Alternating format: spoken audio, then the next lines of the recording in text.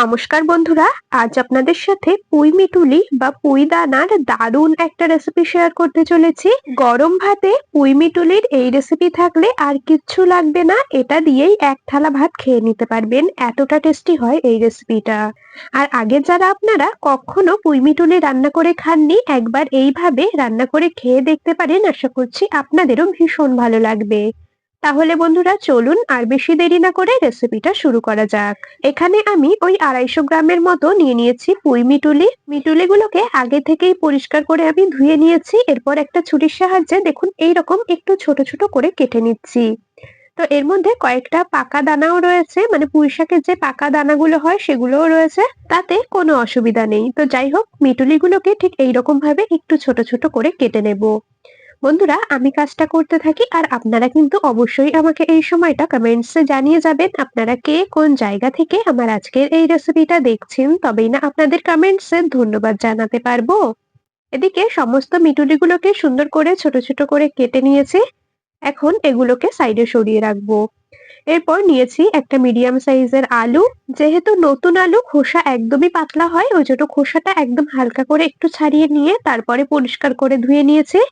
এরপর আলুটাকে ছোট ছোট ডুমো ডুমো করে কেটে নেব। আর বন্ধুরা, আপনাদের কাছে একটা রিকোয়েস্ট, আপনারা কিন্তু ভিডিওটা স্কিপ করে দেখবেন না, স্কিপ করলে বুঝতে পারবেন না আমি কোন পদ্ধতিতে কি কি মশলার ব্যবহার করে আজকের এই রেসিপিটা তৈরি করলাম। সঠিক পদ্ধতি, সঠিক মশলার ব্যবহারে রেসিপিটা তৈরি না করলে হয়তো রেসিপিটা খেতে অতটাও ভালো লাগবে না। আপনাদের সাথে কথা বলতে বলতে আমি পুরো আলুটাকেই ছোট ছোট ডুমো ডুমো করে কেটে নিয়েছি। এরপর নিয়েছি একটা পাকা টমেটো। টমেটোটাকেও পরিষ্কার করে আগে থেকেই ধুয়ে নিয়েছি, এরপর টুকরো করে কেটে নিচ্ছি। টমেটোটাকেও টুকরো করে কেটে নিয়েছি। এখন এই কেটে নেওয়া আলু আর টমেটোগুলোকে সাইডে সরিয়ে রেখে দেব। রান্নাটা করার জন্য চলে যাব ওভেনের কাছে। তো এদিকে ওভেনে বসিয়ে দিয়েছি একটা কড়াই। কড়াইটাকে খুব ভালো করে গরম করে নিয়েছি, তাতে পরিমাণ মতো দিয়ে দিলাম সর্ষের তেল। প্রথমে অল্প পরিমাণেই আমি সর্ষের তেল দিলাম, আপনারা চাইলে সাদা তেলেও রান্নাটা করতে পারেন। তেলটা গরম হয়ে গেছে, এর মধ্যে আমি হাফ চামচের মতো দিলাম লবণ, অল্প পরিমাণে দিয়ে দিলাম হলুদ গুঁড়ো। এখন এর মধ্যে কেটে রাখা পুঁই মিটুলিগুলোকে দিয়ে দিলাম আর মিটুলিগুলোকে হালকা করে একটু ভেজে নেব। বন্ধুরা, আমি কাজটা করতে করতে প্রতিদিনকার মতো আজও আপনাদের সাথে একটা কথা শেয়ার করে নিই। আপনারা যদি আমার আজকের এই রেসিপিটা ইউটিউব চ্যানেল থেকে দেখে থাকেন, অবশ্যই কিন্তু সাবস্ক্রাইব করে রাখবেন, আর যদি ফেসবুক পেজ থেকে দেখে থাকেন পেজটিকে ফলো করে রাখবেন এইরকম আরো দারুণ দারুণ রেসিপির আপডেট সবার আগে পাওয়ার জন্য। আপনাদের সাথে কথা বলতে বলতে এদিকে আমি ওই মোটামুটি 2 মিনিটের মতো হালকা করে লবণ হলুদ দিয়ে মিটুলিগুলোকে ভেজে নিয়েছি। তবে মিটুলিগুলো কিন্তু খুব বেশি সময় ধরে ভাজবার একদমই দরকার নেই। হালকা লবণ হলুদ দিয়ে ভেজে নিয়ে নামিয়ে নিয়েছি একটা পাত্রে। ভাজা মিটুলিগুলোকে সাইডে সরিয়ে রাখলাম। মিটুলি ভাজা ওই কড়াইটাই আবারও ওভেনে বসিয়ে দিয়েছি, তার মধ্যে দিয়ে দিলাম পরিমাণ মতো সর্ষের তেল। তেলটা গরম হয়ে গেছে, এর মধ্যে আমি 1 চামচের 3 ভাগের 1 ভাগ দিয়ে দিলাম ফোড়নে কালো জিরে, ছোট সাইজের একটা পেঁয়াজ কুচি। ফোড়নটা খুব ভালো করে ভেজে নিয়ে পেঁয়াজ কুচিটাকে দিয়েছি। পেঁয়াজটা হালকা করে ভেজে নেব, খুব বেশি রং করে ভাজবার একদমই দরকার নেই, একটু নরম হয়ে আসা পর্যন্ত ভেজে নিলেই হবে। তো পেঁয়াজগুলো সুন্দর নরম হয়ে গেছে, এখন এর মধ্যে কেটে রাখা আলুগুলোকে দিয়ে দেব। তো এখন বেশ কিছুক্ষণ ধরে আলুগুলো খুব ভালো করে ভেজে নিতে হবে। ওই মোটামুটি 2 থেকে 3 মিনিটের মতো গ্যাসের ফ্লেম মিডিয়ামে রেখে আলুগুলোকে বেশ ভালো করে ভেজে নিয়েছি। এর থেকে আর এখন বেশি ভাজবো না, এর মধ্যে আমি কেটে রাখা টমেটোগুলোকে দিয়ে দেব। টমেটোগুলো পুরোপুরি নরম হয়ে আসা পর্যন্ত আর আলুগুলো বেশ ভালো করে ভাজা হওয়া পর্যন্ত বেশ কিছুটা সময় নিয়ে এটাকে ভেজে নিতে হবে। কখনো গ্যাসের ফ্লেম হাইতে, আবার কখনো মিডিয়ামে রেখে। বন্ধুরা, আপনারা কারা কারা পুঁই মিটুলি এইরকম ভাবে রান্না করেন অবশ্যই কিন্তু আমাকে কমেন্টসে জানিয়ে যাবেন। আর যারা কখনো এইভাবে রান্না করে খাননি, একবার বানিয়ে দেখতে পারেন, খেতে দারুণ লাগে। এদিকে আলু টমেটো খুব ভালো করে ভেজে নিয়েছি, টমেটোগুলো পুরোপুরি নরম হয়ে গেছে, তার মধ্যে আমি দিয়ে দিলাম ভেজে রাখা পুঁই মিটুলিগুলোকে। মিটুলিগুলোকে দিয়ে আবারও খুব ভালো করে একটু নেড়ে চেড়ে মিশিয়ে নিচ্ছি।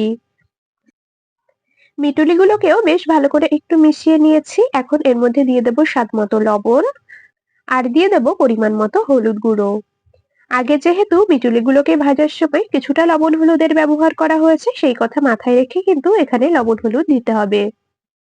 তো বেশ ভালো করে এইরকম ভাবে ভেজে নিতে হবে, মিটুলিগুলো পুরোপুরি সেদ্ধ হয়ে আসা পর্যন্ত, আলুগুলো সুন্দরভাবে সেদ্ধ হয়ে যাওয়া পর্যন্ত। তো এখন একটা ঢাকা দিয়ে কিছুক্ষণ এইরকম ভাবে গ্যাসের ফ্লেম মিডিয়াম টু লো তে রেখে রান্না করে নেব। এগুলো রান্না হতে থাকুক, এই সময় একটা মশলা তৈরি করে নেব। সেজন্য নিয়েছি একটা ছোট বাটি, তার মধ্যে দিয়ে দিচ্ছি একটা কুচিয়ে নেওয়া পেঁয়াজ। একটা ছোট সাইজের পেঁয়াজ আমি দেখুন সুন্দর করে কুচিয়ে নিয়েছি, পেঁয়াজ কুচিটাকে দিয়ে দিলাম। এখানে দিয়ে দিচ্ছি ওই মোটামুটি 6 থেকে 7টার মতো কাঁচা লঙ্কা, আর হাফ চা চামচের মতো দিয়ে দেব সর্ষে। সাদা সর্ষেটা ব্যবহার করছি, আপনারা চাইলে কালো সর্ষেও ব্যবহার করতে পারেন।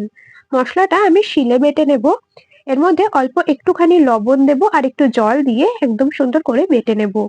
আমি শিলে বেটে নিয়েছি, দেখুন অল্প একটু জল দিয়েছি সর্ষেটা যাতে তেতো না হয়ে যায় সেজন্য অল্প একটুখানি লবণ দিয়েছি।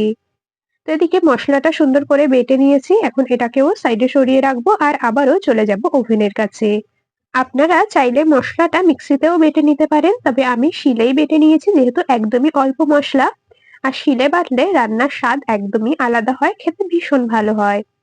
তো যাই হোক, এদিকে আমি ওভেনের কাছে চলে এসেছি, ঢাকা খুলে নিয়েছি কড়াইয়ের।